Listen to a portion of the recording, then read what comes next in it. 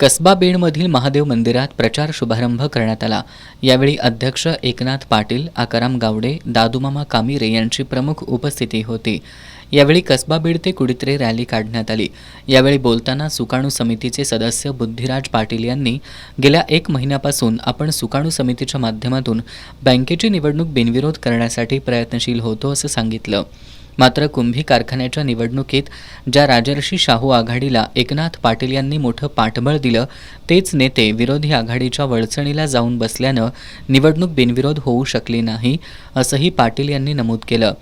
अध्यक्ष एकनाथ पाटील यांनी बँकेच्या माध्यमातून शेकडो तरुणांना अण्णासाहेब पाटील महामंडळाच्या वतीनं कर्ज देऊन त्यांना व्यावसायिक करण्याचं काम केल्याचं सांगितलं। बँकेनं मोबाईल बँकिंग, नेट बँकिंग यासह सर्व अत्याधुनिक सुविधा उपलब्ध करून दिल्या असून भविष्यात राष्ट्रीयकृत बँकांप्रमाणे व्याजाचे दर कमी करून शेतकऱ्यांना कर्ज उपलब्ध करून देऊ, अशी ग्वाही त्यांनी दिली। Doctor K. N.. पाटील यांनी विरोधी आघाडीचे नेते म्हणवून घेणारे लोक प्रचंड भ्रष्टाचारी आणि ढपलेबाज आहेत, असा गंभीर आरोप केला। बँकेची यशस्वी वाटचाल आणि नफा बघूनच त्यांना बँकेची सत्ता हवी असून त्यांच्या हातात बँकेच्या चाव्या गेल्यास ते बँक देशोधडीला लावल्याशिवाय राहणार नाहीत, असा टोलाही त्यांनी थेट नामोल्लेख टाळत लगावला। दादूमामा कामिरे, तानाजी मोरे, ज्योत्स्ना पाटील यांनीही मनोगत व्यक्त केली।